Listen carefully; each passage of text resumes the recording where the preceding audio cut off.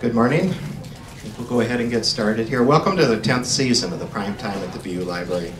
Primetime is designed to celebrate the experiences and the accomplishments of Bethel faculty, students, and staff. It's a collaborative project between the Friends of the BU Library, faculty development, and other offices on campus.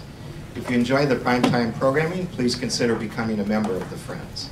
More information can be found on the library website. We record most of the programming, and you can find all those recordings in the BU Digital Library. Join us on Tuesday, May 16th for the last Primetime of the year, when Assistant Campus Pastor and Doctoral Candidate Jason Steffenhagen explores the important connection between the crisis and relationships as it relates to how college students take ownership of their faith. Today, Dr. Mark Bruce and Dr. Marion Larson, professors of English, explore neighborly reading, a result of their co-editing of a recent issue of the Christian Scholars Review. So let's give them a warm welcome here. Thank you. I'm the spokesman. Oh yeah, look. Okay, so what Mark and I decided to do today is we're going to tell you a little bit about how this particular issue of CSR transpired. We're going to try to recreate some of the conversations that Mark and I had leading up to this issue. And then we're assuming that although the issue is readily available, we're guessing that no one but the two of us has read any of the articles in the issue. So we're going to talk about the four pieces in the issue in enough detail that if you haven't read them, that'll help you get a sense of what they're about, and will also help you decide which one or ones you might be interested in reading yourself. Okay, so I was one of the area editors, the Arts and Humanities editor of Christian Scholars Review for 6 years, and during my final year as editor, the person who had been the chief editor for about 15 years, Don King, who is professor of English at Montreat College down in North Carolina. Don had been the primary editor, and he was someone that I had worked with for those 6 years. And the incoming editor asked me if I would consider being a guest editor of an issue of CSR that could honor Don's contribution as a former editor of CSR. And I remembered, so I said sure, but I didn't want to do it by myself.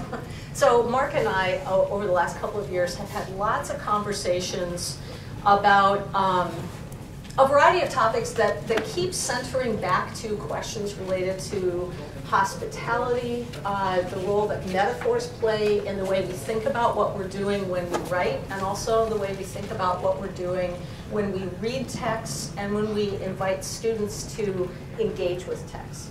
And so Mark and I read some of the same things, but we also read some very different theoretical things that were leading us in similar directions. So we decided that we wanted to do something about hospitality or being neighborly as readers, and get people to consider as Christians and as academics, what might it look like to engage with the text with that sort of mental metaphor or approach in mind. Christian Scholars Review, this particular issue is issue 46, the first issue of volume 46, which came out in fall of 2016. And like a lot of explicitly Christian publications, the kinds of buzzwords that we often hear as Christians about doing faith learning integration, kind of thinking about what happens if I magically put my faith and my academic engagement together, what does that look like?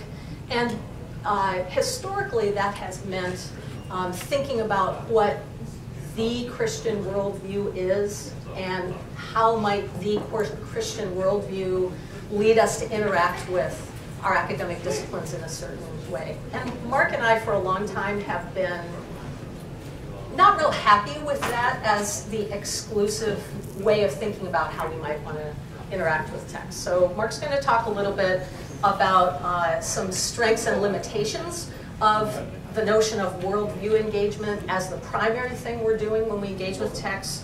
And then we're going to move toward the other metaphors that we were exploring in this issue. Okay. So the thing we actually start out talking about in the introduction that we wrote together to this It opens up with a little discussion of the parable of the Good Samaritan from the 10th chapter of Luke, which I think is an actual brilliant moment. Reading it as a literary theorist, I think it's one of my favorite moments of somebody doing theory. Jesus is good at it, right? I mean, of course. But what I think is particularly brilliant about what he does, if you remember the story, there's a lawyer that comes up to Jesus and says, "What must I do to inherit eternal life?" And Jesus asks him what the commandment is, and he comes up with the love God with all your strength and all that, and love your neighbor as yourself. And Jesus says, "Yep, okay, you got that right." But the lawyer, being a lawyer and wanting to quibble about something, asks him, "Who is my neighbor?" And the response to that is the parable of the Good Samaritan. And I assume everybody's familiar with that story. But I think the real point of brilliance in that story is that Jesus kind of exposes through the parable the problem with the lawyer's question. And the way he does that is by having the lawyer imagine someone who's very like himself. So another Judean Jew, who's the sort of main character in the parable, the guy who gets beaten up, but imagines him under circumstances where he would be excluded from his own favored category. So, he's passed by fellow Jews as being unclean. So what would happen if the category that you're putting above all the other ones was one that you yourself were excluded from? Am I making sense? Okay.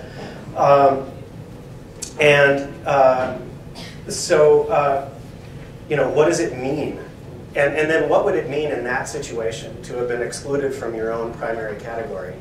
To have somebody that you've been excluding the whole time come along and relate to you entirely out of mercy without any regard for category at all. And that's of course how Kierkegaard, for example, talks about what it really means to love one's neighbor as oneself, right? It's mercy without regard to category. So what's interesting about that to me is that what Jesus winds up doing is exposing the fact that by asking who is my neighbor, the lawyer's already got it wrong. Because neighbor love doesn't have anything to do with category. The question, who is my neighbor, is a question that is designed to create categories, right? Who's inside that group? Who do I classify as neighbor? Who do I classify as something else? So in other words, to ask that question is to already have decided not to follow the commandment. Here's the thing. So the whole worldview idea, one of the reasons that's been sort of unsatisfying to me is that basically what it does, as Marion pointed out, is the idea is you come up with kind of a laundry list of propositions that you say this is a Christian, these are the qualities of a Christian worldview. And then you bring that to a text and you sort of ferret out what in that text is compatible with or reifying of any or all of the propositions that are part of that worldview, and then what's not, right?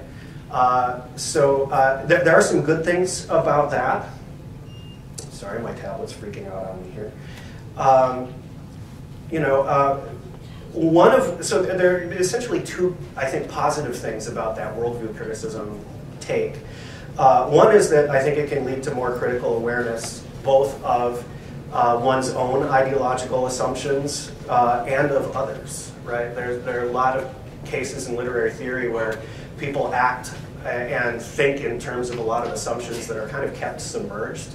They're kind of like a secret handshake that's underlying the discussion. And one of the nice things about worldview criticism is that it kind of wears its assumptions very much on its sleeve. It kind of begins with them, puts them right out there in the open where they can be talked about. And it also makes it easy to kind of notice what the submerged assumptions are in some other approaches. So that's good. It's also very useful, I think, inside the Christian community. It's a very useful way of people who are already believers to reflect on what it means to take their faith and apply it to other areas of life. So I'm not dissing this way of doing literary studies as much as I'm trying to say, like any metaphor, it's one that has, there are things that it illuminates and there are things that it obscures. But here's the problem that it obscures. For one thing, that brand of Christian literary criticism has not done a very good job of speaking to anything outside of its own circles. And you know, historically it's kind of existed as its own little enclave of scholars who talk about this stuff. There's 1 or 2 journals that are directly dedicated to it that nobody else reads, right? So it's been entirely within kind of the Christian academic community that kind of criticism is engaged in or discussed. So it doesn't engage anything outside of those circles. Very kind of like gated community. And because of that, I think one thing that worldview thing does is it actually winds up asking that "who is my neighbor" question in relation to other texts and other theories, right? It's all about saying what is in, you know, what is compatible with this worldview and what is not, right? It's about separation, breaking things into categories, whereas the love of neighbor is about acting in mercy toward any kind of difference, regardless of category. One of my questions has been, given my dissatisfaction with that perspective, what is a way that then you can still engage in doing literary scholarship explicitly as a believer in a way that where you can maintain that identity as a believer, but also not ask who is my neighbor at the same time? Hey, I think for the sake of time, sure. What if we move right into talking about the 4 articles, and then the other preamble stuff we might want to say, I think we're going to end up saying anyway. Sure. Okay, so one of our main points here is that anytime you make a claim about how you're approaching a literary text, if you say, I'm approaching it from a worldview perspective, or I'm approaching it as an act of hospitality, or with a neighborly perspective. Just like any metaphor, there are going to be ways in which that's a good fit and ways in which it's not a good fit. So one of the things that we invited the contributors to this issue to do is to see what happens if you try on this notion of thinking about neighborliness, how that might relate to the way we approach literary text. So what if I ask the question, what if I see this text as a neighbor? What if I look for acts of neighboring in this text? If I'm the person writing, what if I think about how to convey that? But then also recognizing that even the very question, what does it mean to be a neighbor, that in itself is complicated. As Mark has mentioned, asking the question, who is my neighbor, is asking what category can I put someone else into. And so questions of us and them, similar and different in and out, are complications as well. So I'm going to tell you about 2 of the pieces that are in this issue, and I'll try not to be too long, but I want to be specific enough so you have a sense of how these 2 contributors sort of took some of our ideas and ran with them, and then Mark's going to do the same with 2 of the other pieces. So one of the pieces in this issue is one by Susan Van Zanten, who is an English professor at Seattle Pacific University. She was at Calvin College for a while, and she's been at Seattle Pacific for a long time. And her piece is called Narrative and Neighborliness. She does several things in this story, but one of the core literary texts she works with in her article is a short story by the Nigerian author Chimamanda Adichie, who is probably, she's known for writing a whole bunch of things, but there's a TED Talk that Adichie did about 7 or 8 years ago called The Danger of a Single Story, that a lot of people who have heard of her have encountered her ideas that way. And so Adichie wrote a short story called A Private Experience, which Van Zanten argues provides a sort of midrash on the parable of the Good Samaritan. Which midrash just means kind of a gloss on, interpretation of, elaboration of a way of thinking about that. So in her article, Van Zanten spends some time retelling the parable of the Good Samaritan, just as Mark and I do in our introduction. And then she says, here are ways in which this story by Adichie is, in a way, a retelling of that same parable. So here's a little bit about this particular story. The story is set in Nigeria, one of the larger cities in Nigeria, during a time of quite a bit of violence and unrest. And the story is told from the vantage point of a figure who is like the wounded man in the parable of the Good Samaritan. And so that is the main character is a woman named Chika, who is affluent. We're told that she's a med student, she is highly educated, and she is a Christian.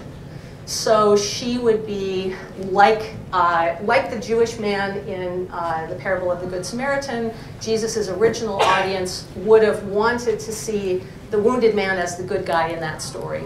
And they would have been surprised to see the Good Samaritan as the good guy.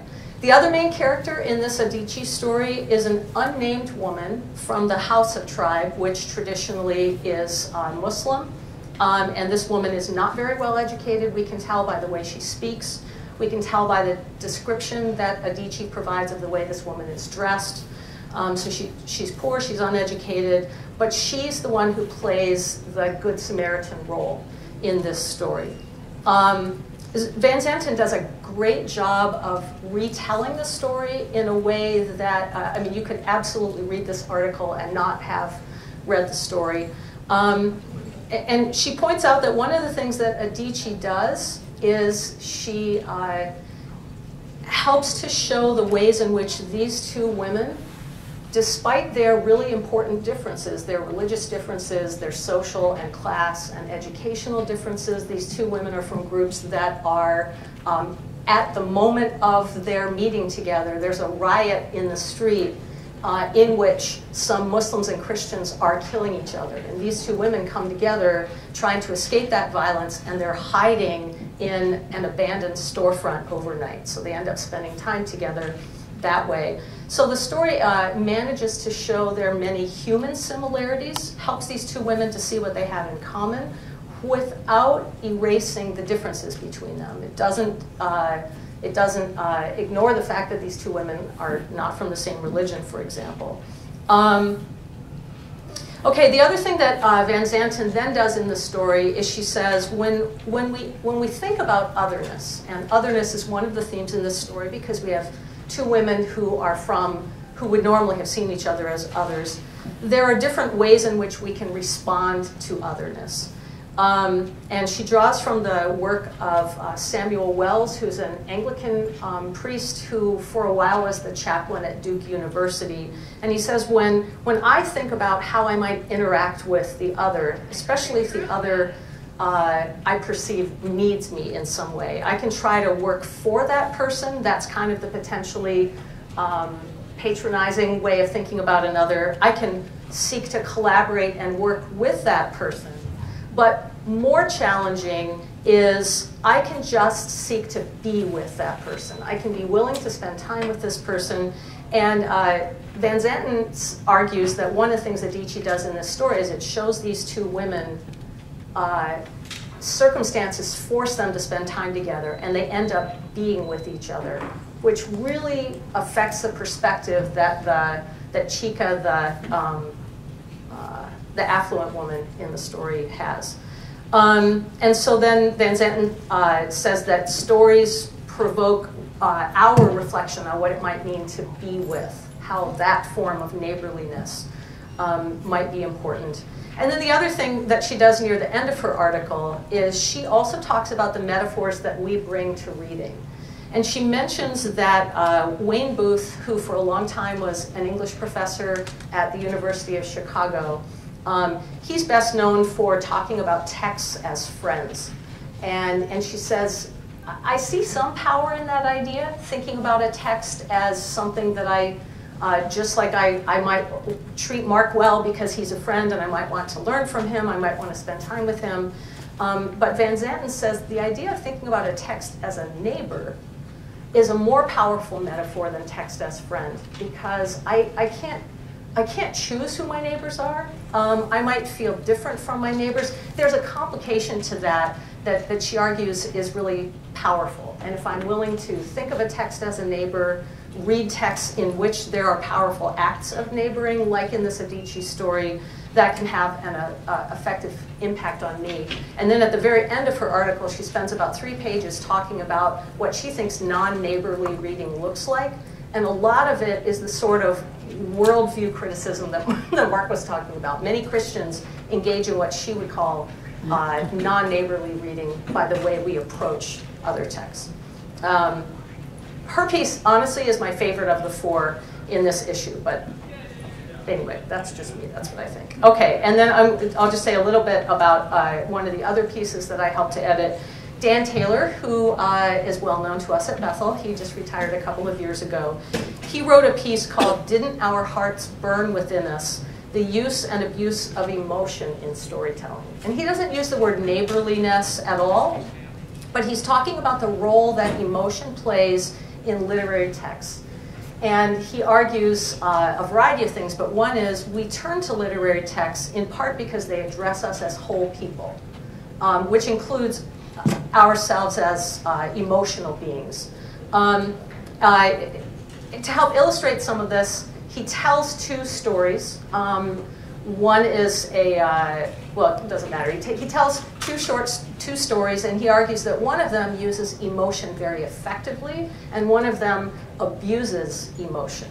And what I found most helpful about his piece is, and one of the reasons Mark and I thought this was a good fit, is thinking about what abuse of emotion in a story might look like, and thinking about that as a non-neighborly act for a writer. So abuse of emotion might include things like sentimentality, and he makes a distinction between a story that engages with readers' sentiments or their sense of compassion, but sentimentality is a manipulative story that plays cheap tricks just to get us to cry. Sometimes a story can abuse emotion because it lacks sufficient emotion, and he said reads like an IKEA instruction manual. That's one of my favorite lines from Dan's whole piece. And he says sometimes a story we might emotionally respond to it positively, like maybe a Hallmark card would do for us, but if it doesn't interact appropriately with our intellects, if it engages us emotionally in sort of cheap sort of ways, if it's too didactic, he says those are all ways in which emotion can be used inappropriately, I guess, or can be abused. Okay, I'll quit talking about that one. That's another one super worth reading, especially if you're going to be writing a story. So now Mark's going to talk about the other 2 pieces, and then with the time we have left, we'll see where we go. Yeah, let's just see what everybody wants to talk about. So one of the ways we looked for contributors for this issue was, the librarians in the room will enjoy this.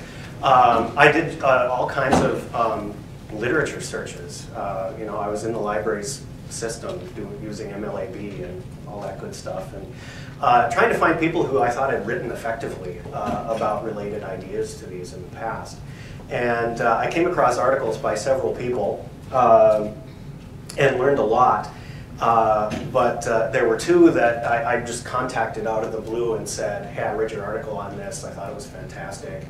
We're doing this special issue of CSR. Would you be interested in doing something? And these were the 2 good responses. The first one is by a scholar named Julie Ooms. And it segues with Dan Taylor's piece very nicely. So they made an excellent pairing in the issue because Dan, as Marion already mentioned, talks about kind of the abuse of emotion and how that has a distancing effect in fiction, right? So in other words, it has the effect of keeping the neighbor at arm's length when you're emotionally manipulating them as a writer, as opposed to engaging in the more neighborly way, which, in Kierkegaard's definition, it's that idea of acting in mercy with full regard to another person's brokenness and suffering without any regard for category. Right? So what Julie does is she looks at that in some of J.D. Salinger's war stories. So the paper is called Some Quick, However Slight Therapy, Neighborliness and Rebuilding Community After War in J.D. Salinger's war stories. And she looks at a couple of his stories and notices that Salinger critiquing the sort of abuse of emotion in very much the same way Dan Taylor talks about it, in the way people respond, especially to warfare and especially to veterans of combat. So for example, she contrasts, she shows Salinger contrasting scenes where in one case, for example, there's a guy who's a veteran who's been, who's recovering from having been in combat, and he's back and he's sitting in a movie theater with a woman and her child, and the movie is a very over-sentimentalized, patriotically hyped take on World War II. You know, very just, you know, yay, rah, die for your country, Arnold Schwarzenegger, whatever, right?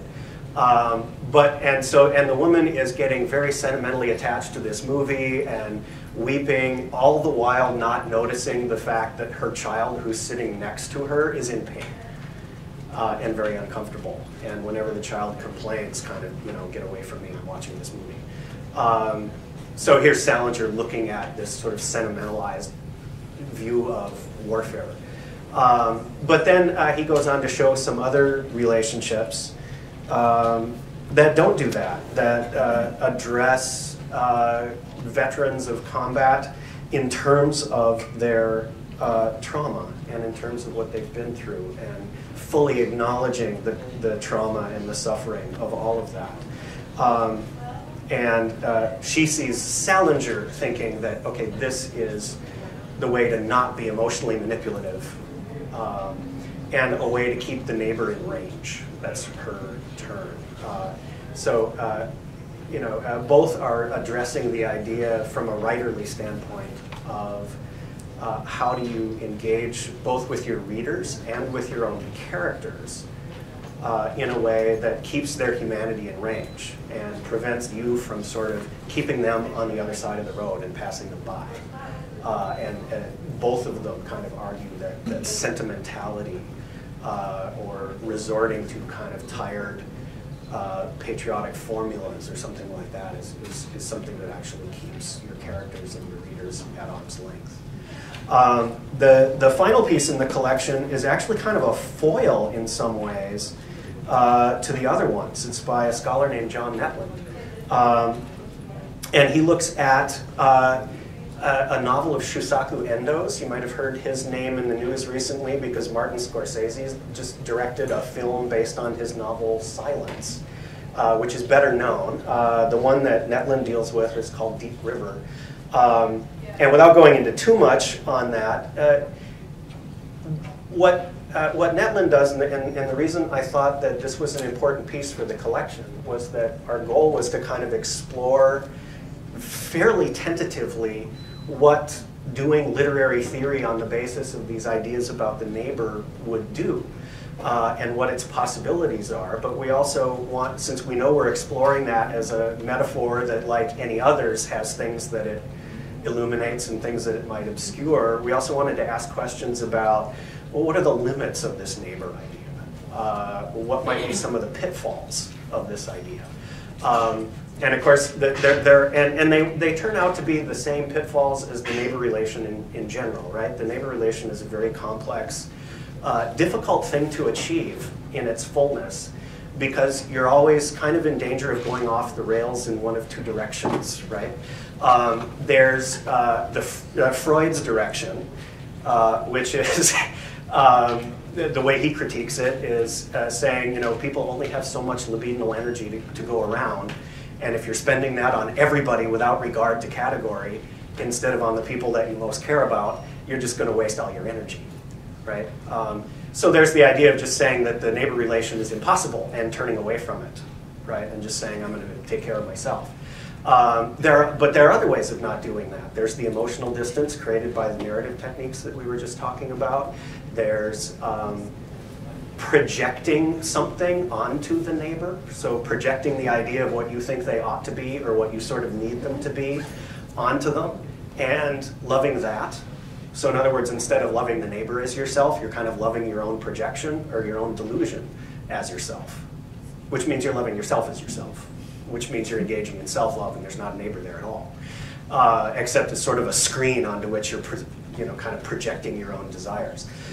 So, I mean, that's going off the rails in one direction. But you can also go off the rails in the other direction and identify so fully with the neighbor that your own sense of your own identity goes away, right?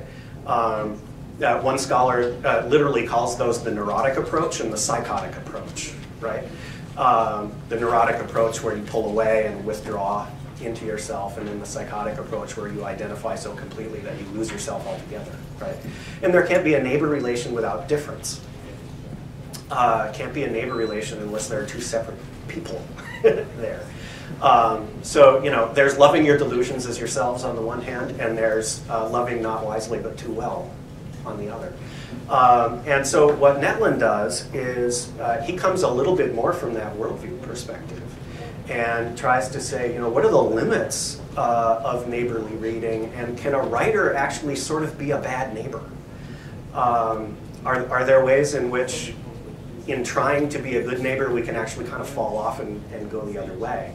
And so he looks at how Endo, in this novel Deep River, adopts many ideas from Christianity, but in Netley's view, he winds up kind of divorcing them from their soteriological meaning within Christianity, and sort of takes them out of that Christian framework and applies them in a much more sort of universal, pluralistic kind of way, and kind of critiques Endo on that basis, saying, you know, here's how not to be a good neighbor as a writer. So, you know, for him, it's like Endo is, you know, being a guest in your mind, but instead of embracing difference and keeping you as yourself, he kind of steals the silver and runs away with it. So it's kind of a meditation on, you know, where can thinking about literature in this neighborly way kind of go wrong? And we thought that was a great foil. John actually downplayed his critique of Endo quite a bit, and I sort of wrote back to him one day and I said, you know, I'm sensing in your draft that you're, like, there's something you're trying to say overtly, but you're afraid of how I'll react if you say it, but so just out with it, because I think that's going to be really useful. So it provides a very nice counterpoint to the other three pieces. Yeah. So we have a couple of minutes left, and I'm wondering if anyone has questions about this issue, if you want either of us to talk a little more about one of the four pieces in it, or if you're prompted by something that we said and you want to have a brief conversation about it.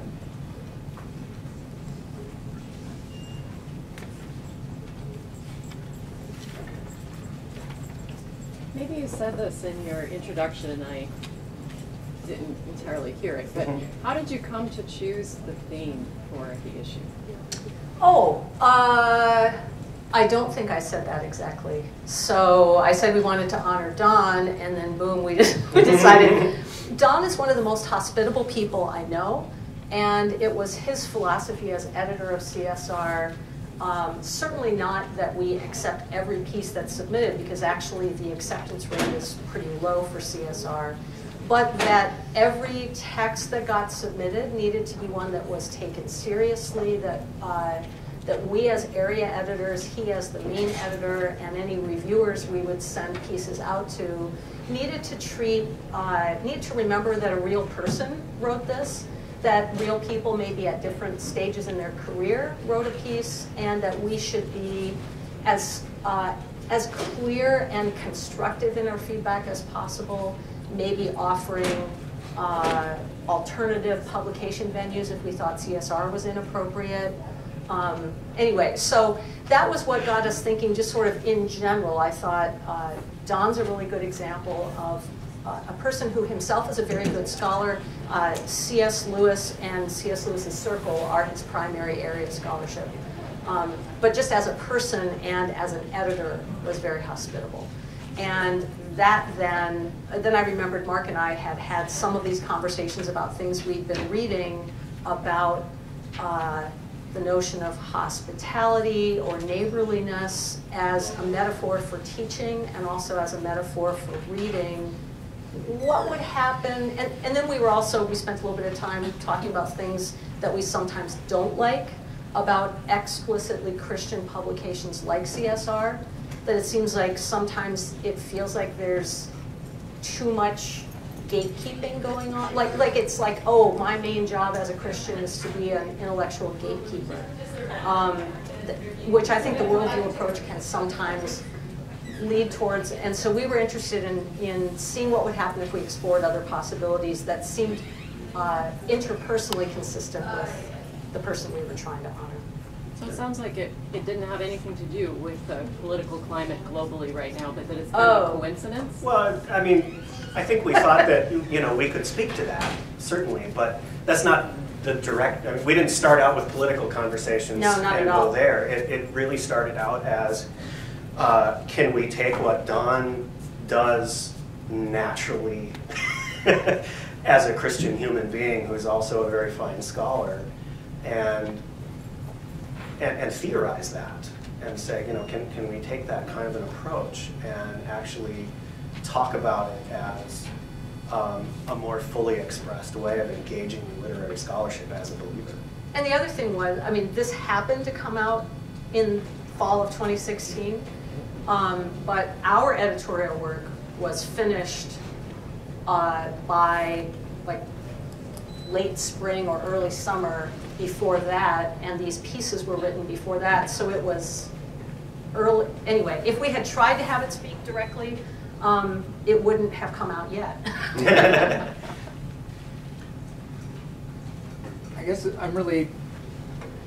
this is an observation, and I just be curious to hear you reflect on that. But it's very interesting. Previously, we heard Christian Collins-Wynne talk about the theology of religious pluralism and comparative theology, and so it's coming from a very committed place from your own tradition, and then reading a text and sort of treating it neighborly, and then coming back to your own tradition and sort of doing that reflection.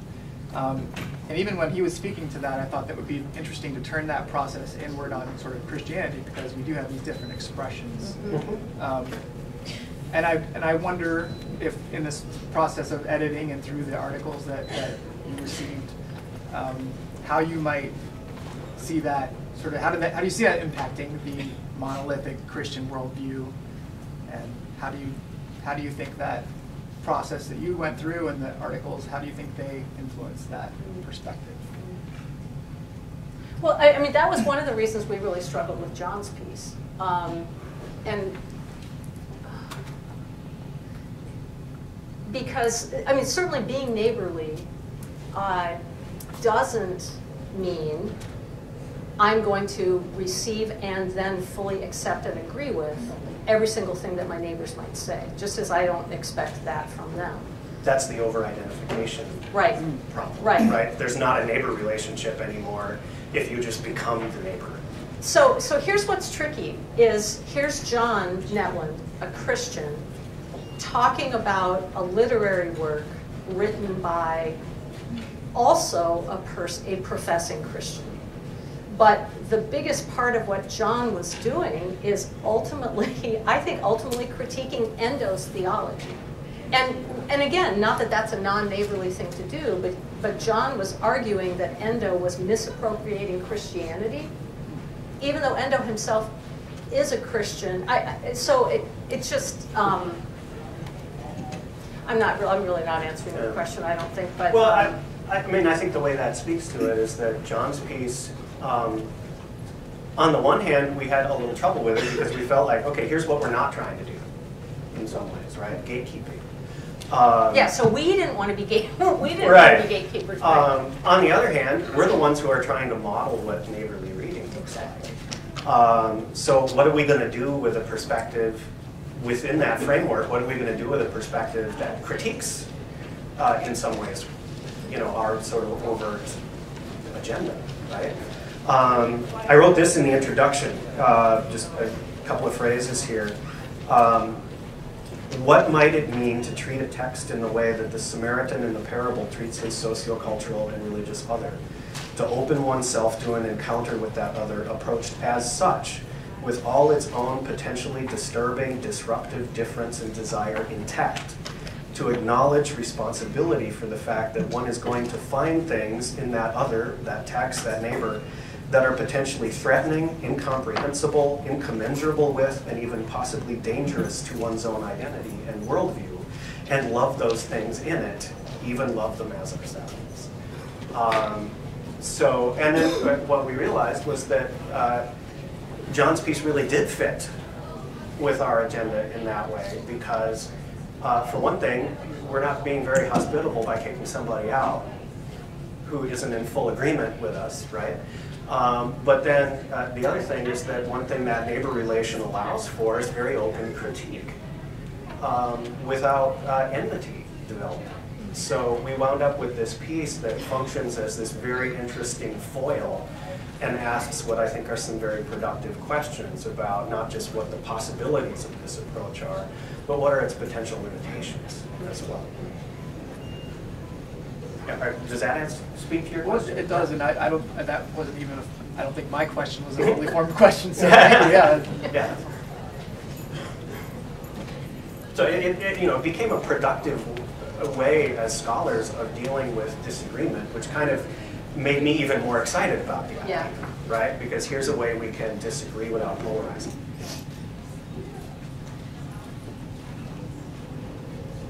Well, it's 11 o'clock, which is sort of like the witching hour at the end of the library session. So thank you for coming, and we'd be happy to talk with either of you. Either of us would be happy to talk with any of you. With our broad audience in this room. And I would encourage you to read any of the articles in this issue that if either of us said anything that you thought, oh, that sounds interesting, I want to read that one. They're actually very interesting. Yeah, extremely well written. Agreed. So thanks for coming.